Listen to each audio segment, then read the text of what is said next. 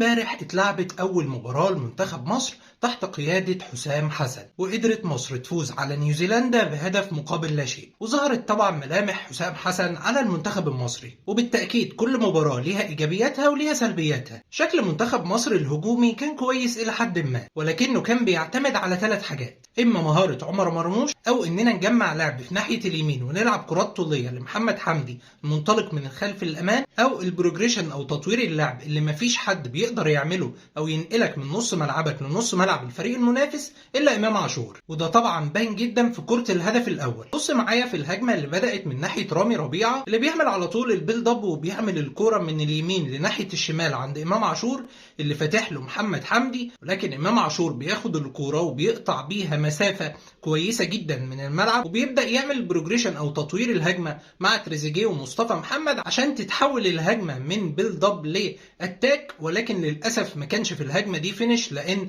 اتعمل على إمام عاشور ضربة جزاء. الفكرة كلها إن إمام عاشور قدر ينقل الفريق من المناطق الدفاعية للمناطق الهجومية عند الفريق الخصم، بغض النظر بقى عن تريزيجيه كان قصد يبصيله الكرة أو لا، مش هي دي المشكلة. طبعا في الكرة دي إمام اتصاب في كتفه، وبنتمنى له طبعا السلامة، لأنها للأسف بتبقى إصابة رخمة وبتحتاج وقت كبير للاستشفاء. وطبعا يعني هي بتفكرنا بإصابة رضا سليم كده في النادي الأهلي. بنتمنى طبعا الشفاء لإمام عاشور ويكون موجود مع النادي الأهلي في أقرب وقت. طيب زي ما كان في مثلث في الناحية الشمال ما بين محمد حمدي وإمام عاشور وتريزيجيه، كان في مثلث ناحية اليمين ما بين محمد هاني ومحمد مجدي قفشة وعمر مرموش. وده هيبان معانا في الحالة الجاية دي. الكرة اوت من ناحية اليمين بيلعبها محمد هاني على طول لعمر مرموش، اللي بيحطها لمحمد مجدي قفشة، اللي بيشوف محمد حمدي منطلق من الخلف للأمام بيعملها بوش رجله ولا أحلى ولا أروع، عشان محمد حمدي يرجعها تاني لتريزيجيه اللي بيحطها بوش رجله، وتكون فرصة خطيرة جدا لمنتخب مصر. طبعا بعد خروج امام عاشور وكمان في الشوط الثاني المنتخب كان عنده مشكله كبيره جدا في الخروج بالكوره، ولكن برضه لعيبه منتخب مصر لما بتاخد الثقه وتنقل اكبر عدد من النقلات على الفريق المنافس ممكن تعمل تحول على طول هجومي، وده هنشوفه في الحاله الجايه. هنا الكوره بتتلعب فاول من رامي ربيعه وبيردها مدافع منتخب نيوزيلندا، وبيقدر مروان عطيه على طول ان هو يرجع الكوره بباص لتريزيجيه اللي بيستلم الكوره وبيستنى على طول، وبيحاول منتخب مصر ان هو ينقل اكبر عدد من النقلات. وهنا بتستمر نقلات منتخب مصر وبنعمل عملية البيلد اب الى ان تنتقل الكورة لناحية اليمين، وبيعمل محمد هاني البروجريشن مع عمر مرموش، وبتوصل الكورة بعد 12 نقلة على المنافس لمنطقة جزاء نيوزيلندا. وطبعا الكورة اتلعبت بالعرض وطلعها المدافع، كان هيكون فيها خطورة كبيرة جدا لمنتخب مصر. لكن هنا انا عايز اوضح لك ان انت تقدر تعمل هجمة من بدايتها لنهايتها وتنقل اكبر عدد من النقلات، ولكن بس انت محتاج ان انت تاخد الثقة وتعمل اكبر عدد من النقلات على الفريق المنافس. طيب شفنا هجوم منتخب مصر، تعال بقى نشوف الدفاع. طبعا منتخب مصر كان واضح جدا ان هو عنده مشكلة في مكانين. اول مكان اللي هو عمق الملعب، وده طبعا لانك بتلعب باتنين تمانيات عندهم ميول هجومية اكتر منها دفاعية، وهم محمد مجدي قفشة وامام عاشور. ده غير ان انت الناحية الشمال بالنسبة لفريق نيوزيلندا اللي هي اليمين بالنسبة لمنتخب مصر كانت مستباحة، وكانت مكمن الخطورة بالنسبة لمنتخب نيوزيلندا على منتخب مصر. وعشان كده كابتن حسام حسن كان بيدي تعليمات خاصة لعمر مرموش ان هو يكون متواجد في الحالة الدفاعية، حتى لو كان موجود جنب محمد هاني ان هو يلعب كمدافع خامس، وتريزيجيه يلعب الناحية التانية كمدافع سادس زي الصورة اللي قدامنا دي. بنشوف هنا ان موجود 6 لعيبة في الحالة الدفاعية لمنتخب مصر، مثلا من الشمال لليمين تريزيجيه، وبيكون محمد حمدي موجود وعبد المنعم ورامي ربيعة، وفي اليمين محمد هاني، وكمان عمر مرموش بيضم من ناحية اليمين مع الباك الشمال اللي كان خطير جدا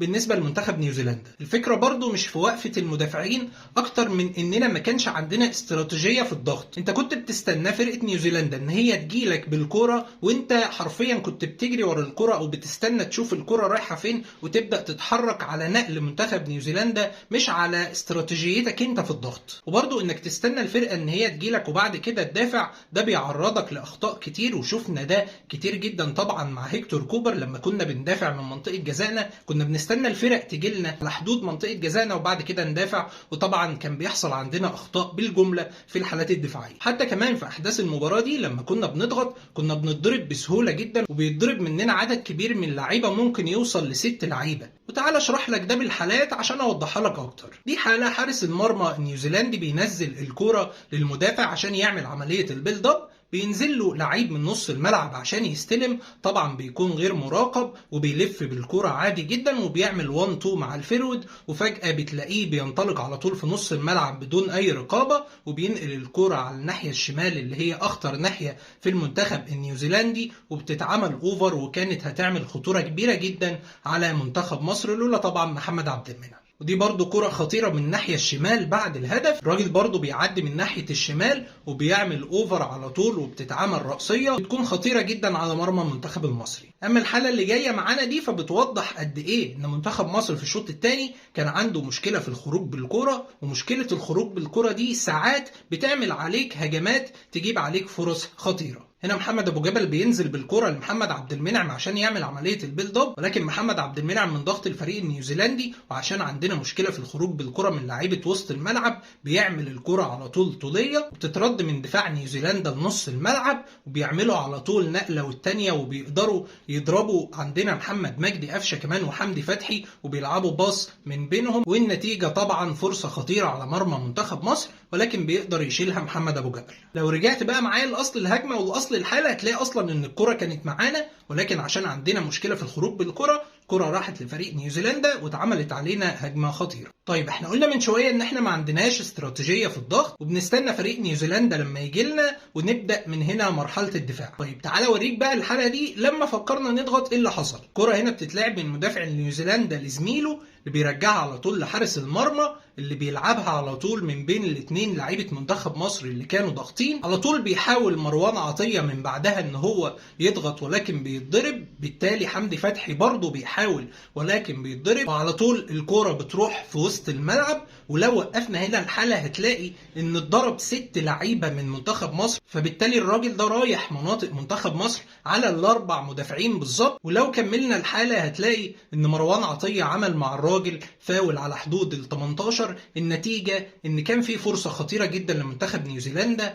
ولكن للعارضة رأي اخر. ملخص كل ده ان منتخب مصر في النهاية عمل مباراة فوق متوسطة. في ايجابيات في المنتخب في ايجابيات، ولكن في سلبيات لازم كابتن حسام ياخد باله منها ويشتغل عليها. اولهم مشكله الخروج بالكره، لان احنا عندنا مشكله كبيره جدا في الخروج بالكره، ولو ما عندكش امام عاشور الفتره الجايه انت هتخرج بالكره ازاي؟ الحاجه الثانيه انك لازم يكون عندك استراتيجيه ضغط، ولما تضغط ما تتضربش بالشكل اللي احنا وضحناه قبل كده، وتحاول على قد ما تقدر ان انت ما تستناش الفرقه اللي قدامك في مناطقك وبعد كده تبدا عمليه الدفاع. الحاجه الثالثه انك لازم يكون في تامين لعمق الملعب اكتر من كده، لانك اتضربت اكتر من مره في المباراه دي من عمق الملعب. وبكده يكون خلص الفيديو بتاعنا النهارده. اتمنى ان انا اكون وضحت ولو جزء بسيط من اللي حصل في المباراه. ان شاء الله اشوفكم في فيديوهات جايه كتير. سلام.